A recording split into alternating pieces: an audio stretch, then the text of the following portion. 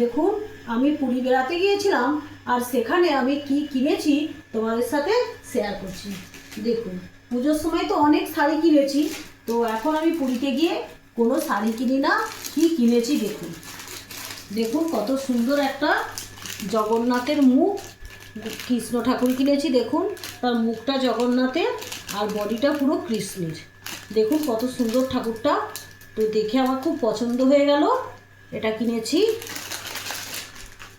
আর দেখুন কি কিনেছি, দেখুন আমি কাঠের জগন্নাথ, বলরাম আর সুভদ্রা কিনেছি। দেখুন এটা বিছানাতে হলে বসছে না, কিন্তু যখন আমি পুজো করব বসাবো সেখানে হয়তো এটা বসে যাবে। দেখুন কত সুন্দর হয়েছে, জগন্নাথ, বলরাম, সুভদ্রা নিয়েছি।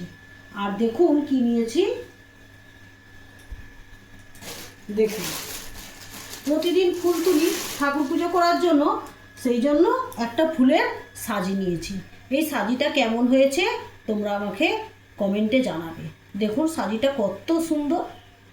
আর এই যে আমার মেয়ে নিয়েছে তার যত বান্ধবীর দিকে দেবে বলে চাবির লক। দেখুন এতগুলো চাবির লক নিয়েছে, সব বান্ধবীদেরকে দেবে। এই কেনাকাটা করেছি, আর কিছু পুরীতে কিনি না।